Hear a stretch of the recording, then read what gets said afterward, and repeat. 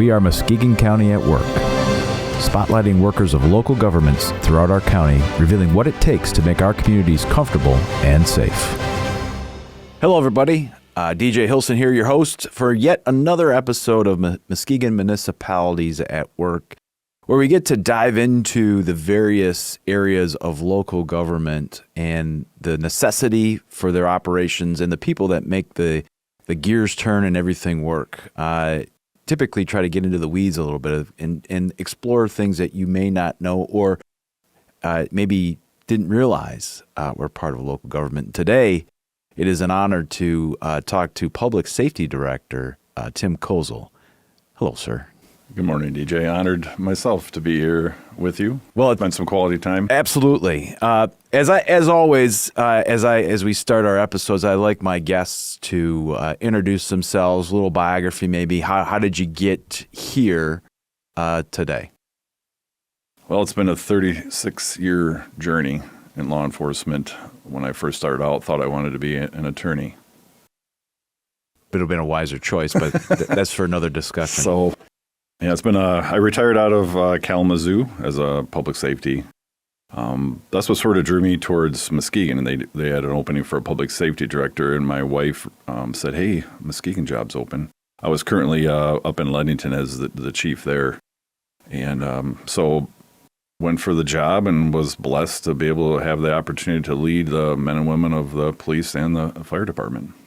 Now, I want to start talking a little bit about you first before we get into public safety director, which is a term people don't necessarily hear, at least in these parts, and so we're going to talk about that. But your career has been in law enforcement, and what was it that drew you to that as a career path?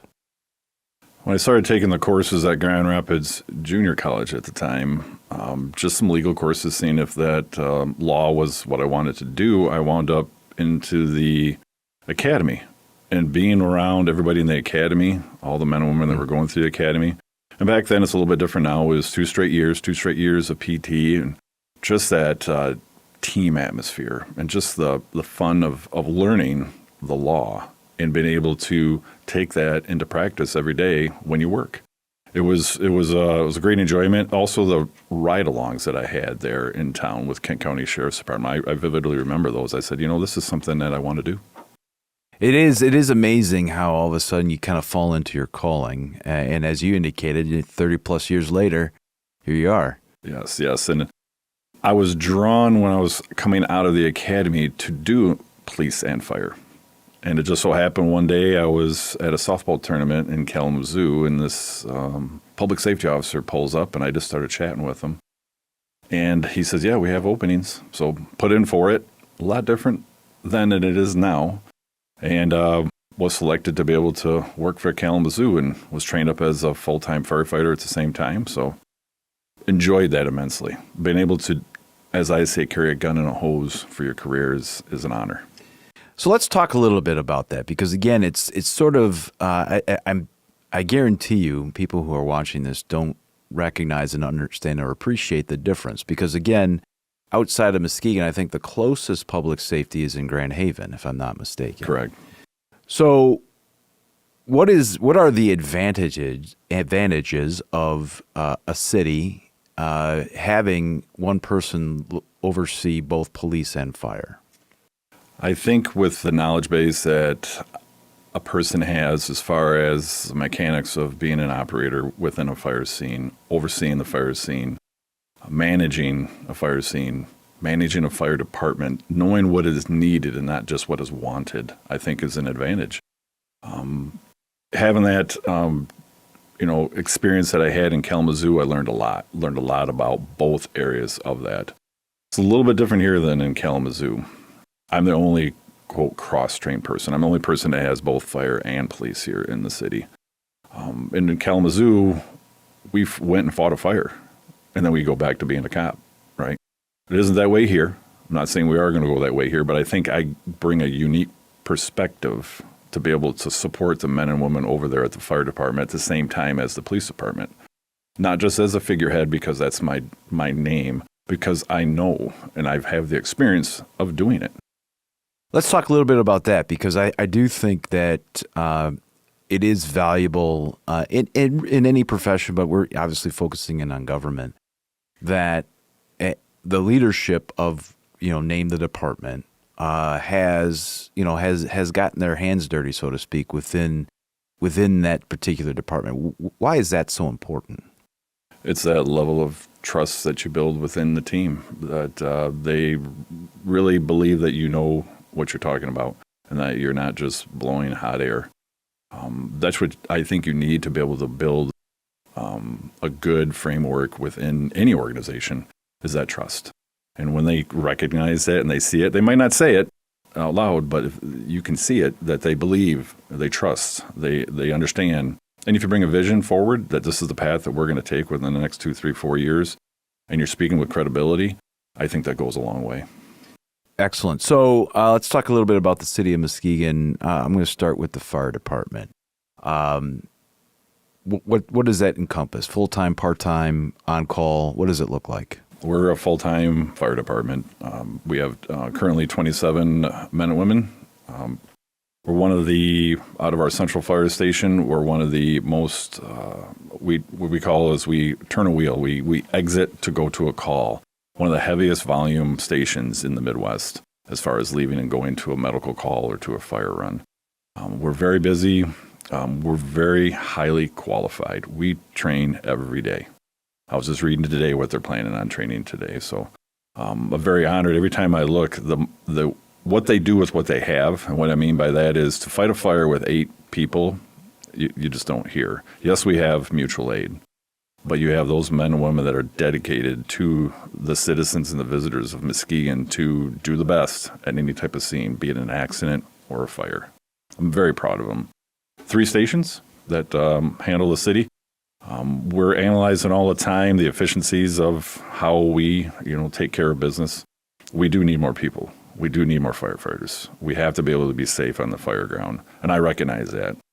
But you can only hire and maintain with what you have funds for. So, but again, I'm very proud. We've just a couple of years ago had our 150th anniversary. We just hired a couple of very qualified firefighters into the fold, and they're getting trained. One has returned back to the city. So I'm very excited where we're at and where we're headed. So obviously you've got the main, for folks that I probably will see on a regular basis, the main fire station, the big fire station, the downtown fire station, and the 2 satellites are located where? One's over on Lakeshore and the one's up there on Marquette. So that's our Station 5, which is up there on Marquette. It's engine 25, and then we have a ladder, 44, or you'll see 24, based out of there, out of the one over there on Lakeshore, which covers that west end. And on an annual basis, average, how many calls does the fire department see? I'll say approximately 6,000 total. But we run to those Class 1 medicals. We're continually run. We do have a lot of fires that we also handle. Plus, we also handle mutual aid with our partners. Very good working relationship with our partners, with Norton Shore, the township, and the Heights. So, I want to talk. I want to talk about the collaboration, and certainly, let's talk a little bit on the fire side. Because I want to talk about it on the police side too, but we'll get to that. But on the fire side, what have you found since you become public safety director? The collaboration amongst the fire departments, the fire chiefs in the area? Well, we do have monthly a meeting with the overall fire chiefs in the area. And Deputy Director Jay Paulson, he heads up the fire department. He goes to those meetings. It's a collaborative effort trying to look at staffing for the entirety of the county for all the fire departments, what type of training is out there, how we're going to use the funds that we have coming in through the fireworks money, how we're going to work together to inspect the food trucks. That's a big event. Not just having our fire marshal do those inspections, but we have fire inspectors from all over, even from Grand Rapids that come here, and everybody does it in one day, and all these food trucks come through to do their annual inspection. So the collaborativeness is there. I could say you probably get more collaborativeness, if that's a word, in the fire profession than you probably do in the police profession. The way that you handle scenes, the way that you call out command, it's it's been ingrained in the fire service for so long that you always see that.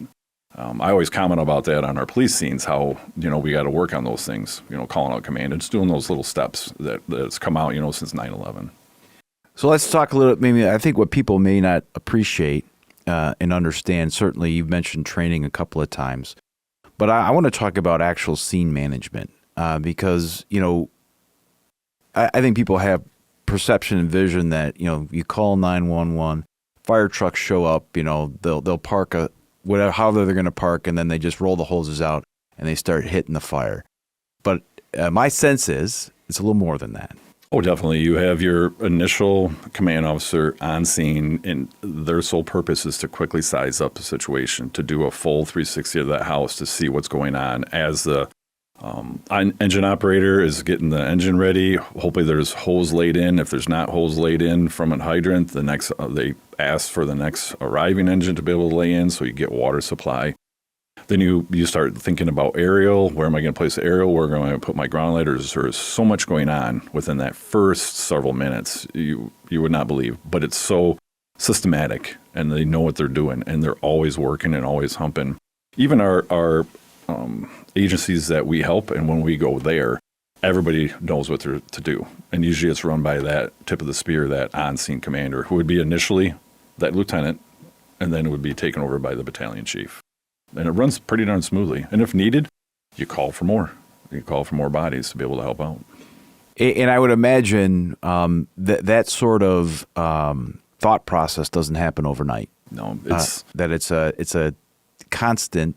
I've heard the term tabletop exercise a lot. Mm-hmm. Can you describe a little bit of how that works as it relates to making sure that everybody knows that, when I get here, this is the command person, this is the person I report to, these are and the command person is understanding the tasks that need to be doled out? Big thing is your in-house training. We have a year. You're on probation for a year within the fire department, and you go through an immense amount of training from the ICS, the incident command, to how to look at a house and recognize the fire pattern. All those things you get trained on, but the best training you can have is being at the scene, listening, watching, being part of it, being on the interior attack, being on the roof ventilation. That's how you learn. And we have an advantage here in Muskegon is we're busy, so you do get the experience as you go. But we also have great training platforms that we're a part of now that when they're in-house, if they're not actually touching things, they can be online and looking at events and learning from events that have happened throughout the United States. I think looking at not only what we do internally, which we do, we have debriefs all the time. This is a house fire at 123 Wall Street. This is what we did. What could we do better? This is what happened over in Kansas. What could they have done better? What can we learn from here? So we keep everybody safe and everybody goes home. That's phenomenal. And I do think that, folks maybe the folks that are not part of this business don't understand and recognize that it's not just firefighters hanging out at a fire station waiting for the fire bell to ring. They're actually making sure that they're up to speed, as you said, training, doing the things that are necessary in order to keep everything fresh and understanding the things that they need to do. I think we always have to do that. We always have to be looking what's best. But we also have to be able to be out there in the public and educating, right? We have a very robust program where we go install smoke detectors. You can come right to the department and ask for it, and we'll go and we'll put one right in your house. 2 firefighters walk in with a ladder, and we'll do it for you. We want to be able to keep our citizens safe. We're working on different programs to be able to work with our apartment buildings to be able to have burners that will shut off if there happens to be a fire. So, yes, our men and women enjoy the work, but we'd rather have everybody safe, and cut down on that work in a way, right? And not have the injuries and not have the fatalities, that do, unfortunately occur. Now, let's go to the police side of things. Describe for us the makeup of the City of Muskegon Police Department. Since I've been here about 2.5 years, when I first started, we had 68 men and women. I've hired over 20. Take a guess how many I have today. 68. So we've had some retirements, we've had some turnover. But we're constantly working to try to hire. We're constantly working to try to up those numbers. I want to be able to have, as I said in the fire service, every man and woman that works in the police department go home safe. I'd rather not have 4 or 5 cruisers on the road. I want to have 7 cruisers on the road. So not only do we have that makeup during the shifts, both in that, we have 12-hour shifts in the police department. We also have a detective bureau. They handle cases that are more serious in nature. We also have our neighborhood unit, which used to be like 12, 13 officers. Now we're down to 5 or 6. Those are the officers that work directly hand in hand with our neighborhoods. And as you can imagine, with 15 neighborhoods, they have multiple, neighborhoods that they have to chat with. On top of that, though, they're always doing everything else. Our neighborhood unit is really tasked with a lot. We also have a crime action team, our CAT team. They will, if we have a hot area, they will go in there and they'll, start making contact with people, doing traffic stops, doing everything to try to calm and trying to reduce the anxiety of those citizens in that area. I know over the years the department itself has used data-driven items in order to, as you just indicated, find those hotspots. Can you describe a little bit of how that works? We look at data all the time. We look at our shots fired calls, our larceny from auto calls, our stolen auto calls. Where are those centered at? Because if we put, and I'll coin a phrase from a long time ago that I remember my chief saying, is that we're putting cops on those dots. Let's put cops in the area that we're having a possible trend. I don't like saying trend, but we might have a street between a couple blocks that we're having more cases than normal, or more reported cases. Let's put some cops in that area. At the same token, within the city, we're working on projects to try to not only do that proactive work, but let's look at how we can beautify those neighborhoods. Let's look at hitting the areas with some maybe nuisance violations with grass or junk autos. Maybe also let's work to see if we can't put in more streetlights. Maybe let's work and see if there's grants out there we can put lights in the front of all the houses. We want to be able to make every person within the city of Muskegon feel comfortable, not have anxiety, as they live their life. Now, there's some, what I'd say, somewhat innovative things that the city of Muskegon does, the police department. We're getting close to summertime. Are we gonna see some cops on bikes again this summer? They actually just started yesterday. A couple of them were out. Yes. They're pretty dedicated. They went through all of our bikes just to get them back in motion. I think it's really good. It's usually our neighborhood unit that will be out there for them to be able to be out there and being in the neighborhoods and talking to people, but also helping out if there's a call that we're close to. I think we're also, speaking of innovation, we've started a drone program over a year ago, and it's been very, very successful. We've actually purchased a larger drone now to try to help out with our wind that we have here, being on the lake. And we're also purchasing some smaller drones. This has been it's been a force multiplier, I guess you would say, to be able to have a drone, to be able to go up, look for somebody that's been lost. Recently, there was an accident in the township where a dog left the vehicle, went into the swampy area. We went out a day later, and we found the dog, utilizing the drone. Those little moments that we can do to help out, I think are wonderful. Awesome. That's awesome. Now, I know that one of the traditions that has been true in the spring or in the summertime is the fishing derby. Talk a little bit about that. More of the community aspect of getting officers involved with the kids of the community. Oh yeah, it's wonderful. I was I partaken last year, helping out, putting a lot of the little grubs on the hooks and everything, and be able to get the young people out there and have a little bit of a competition. They get to, if they catch a fish, bring it up and get it measured and have certain things that they can win. But the kids love it. They actually get a little something to eat. We get a great turnout too for it. And it's all from the community. We have community partners that help us with this. We also assist with it. Emily Morgenstern, she's the one that puts it all together. She does a wonderful job with everything that we have within the city, with organizing and communicating out to our citizens and our visitors of the programs that we have. Speaking of Emily, I mean, she sort of heads the community relations, if you will, between the police department and the city of Muskegon community. Yes. Describe how important that is to that department. I'm not savvy at anything remotely have to do with social media. So it's great to have her there that she can handle all those. I even commented to her yesterday. I said, do we happen to have a police department LinkedIn page? And she said, no. I said, well, let's get it rolling, and she will head it up. So she does a wonderful job making sure that we're communicating out, reference anything, right? She communicated out of Blood Drive. She communicated out about our pop-up parties, and I'd love to comment on that. Our pop-up parties is something that we started to be able to, as I envisioned, do a hit and run in a neighborhood, right? Is that we'd come in, police and fire, we take over a block for an hour, have fun with everybody, and then we leave. And it's been such a hit, such a huge hit. I mean, the neighborhoods love it. We're going to continue on this year. We're going to have them at parks now, so it's a little bit more area that we can be able to do things. We have great partners with our local symphony. I wanted to be able to bring culture to neighborhoods that may never experience that culture. So we also have a gentleman that brings in a bunch of drums, and all the kids and parents, they get out there and they play the drums, and he leads it.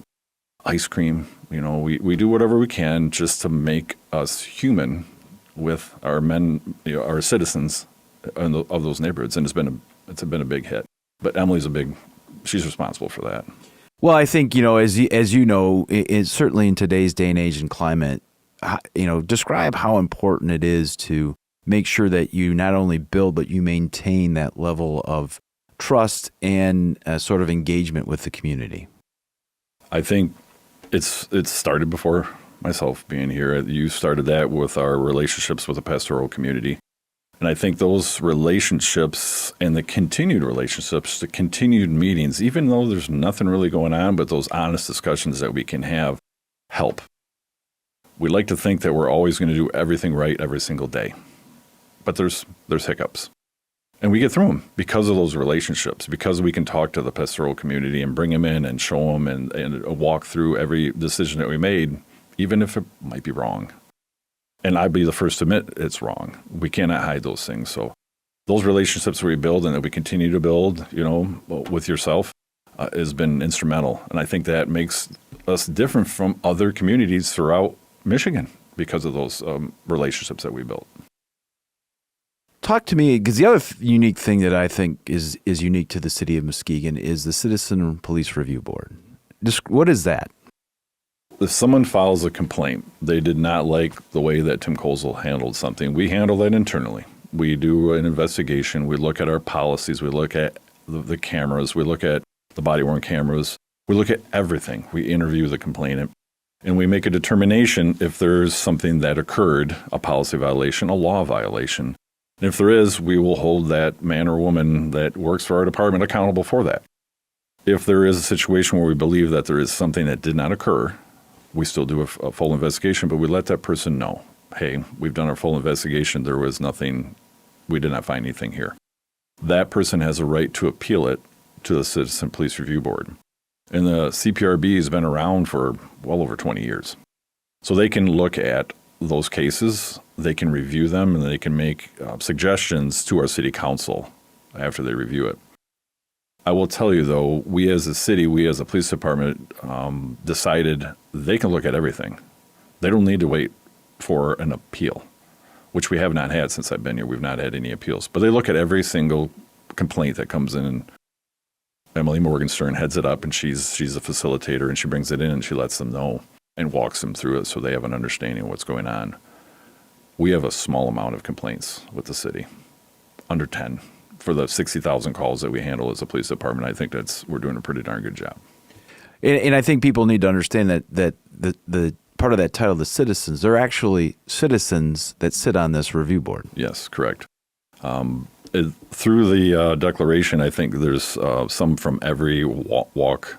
I think there's one from the NAACP, one from the Hispanic community, and then I can't remember the other one. And then there's some at large, and they meet once a month. If there's a complaint or not. And but if there is, an appeal. But we present it. We present everything to them so they have time to be able to digest it and see what's going on, and we can answer questions. I think that level of transparency is really important. Again, we look at the times that we're in now as it relates to, again, building that trust, that community spirit, if you will, between law enforcement and the neighborhoods that they serve and protect. Having that full transparency really lays a huge foundation, if not builds up that level of trust. We should have nothing to hide in public sector. We really shouldn't. If we've done something wrong, admit it. If we have something that's a deficiency, let's train. Let's do something to try to not have that in the future. We're a accredited police agency. We're re-accredited. We're dedicated to make certain that we have the most up-to-date policies so that we can provide the best service. If we find there's a gap, we'll plug it with an updated policy. We're always, our accreditation managers are always looking to make sure that we're always on point with everything that we do. And if there is something that we need to retrain on, or if there's discipline that needs to be handed out, we do. We want to make certain that we're doing the right thing. Now, I know, speaking of accreditation, I want you to talk a little bit about that, because it's not, obviously the cruisers have those decals on it, and it's not just the decal, it's everything that went on behind being able to actually put that on cruisers. Oh, yes. Can you describe, it's a lengthy process. Can you describe that, please? It's a very lengthy process, and the reaccreditation, which we just went through last year, is even tougher. They look at every single policy, but then you also have to show proof that you're adhering to the policy, okay? Let's say, for instance, Chief Kozal needs to leave. I'm going on vacation. Part of the policy is for me to be able to appoint someone as somebody that's in charge. I write it down. They have a copy of that. They put it with their accreditation manual. That's a proof that I'm following policy and I'm putting someone else in charge. Something as simple as that. If we have an instance where we have to deploy a taser, an OC spray, how we follow the policy, the document that we filled out, that's proof that we're fulfilling that. If we happen to have a juvenile that we bring in, we have to show proof that we follow policy of how we had the juvenile, we had constant supervision on the juvenile, that we had the cameras on all the time. So we always have those proofs, as we like to say.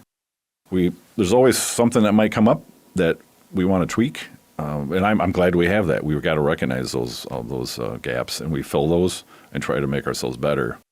Our accreditation team, our accreditation managers, they're actually go and help accreditate other departments now because they're so well versed on what they do. So I'm very proud of our accreditation team in the city of Muskegon. Yeah, I think I think people need to understand that it there's so much behind those words and that title that the citizens of the city of Muskegon and certainly Muskegon County need to be proud of, because again, it goes to that level of accountability, transparency, all those things that really make a police department trustworthy.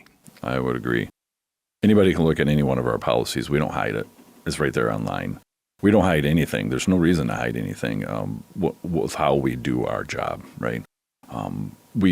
We have our flock system in place. I'll just go out on an angle right now. Our flock system in place. We put how often that we use the flock system, how many hits there are. There's no reason to hide anything. I don't want people to feel that we're Big Brother.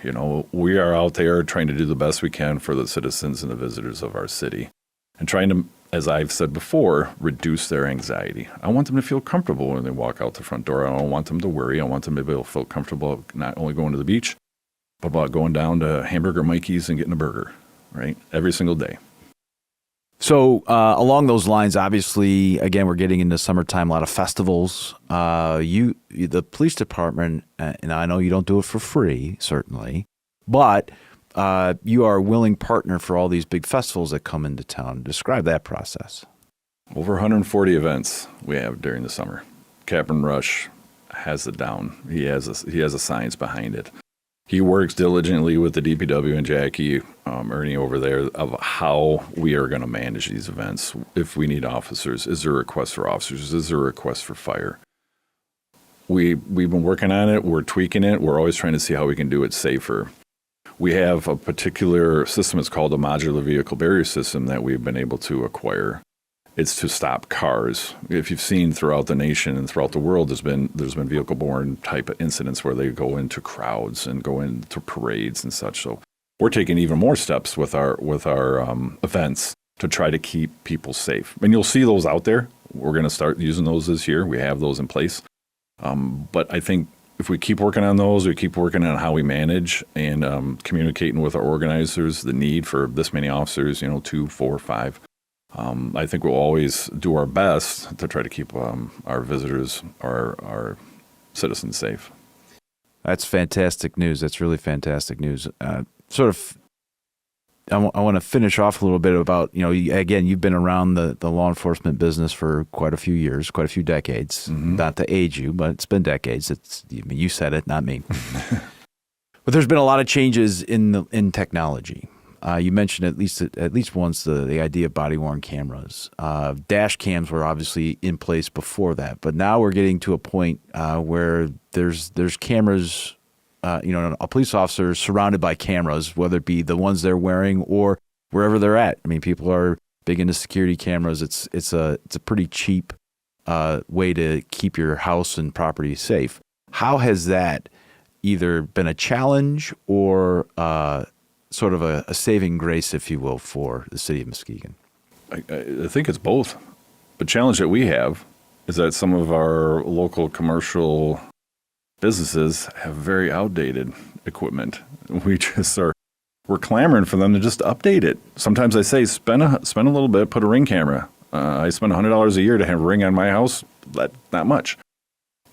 Those are things that we have issue. We want better video quality, right? But on the same token, we have our Flock system up. It's a license plate reader system that allows us to be able to do investigations. And it's been a force multiplier. Boy, has it been awesome.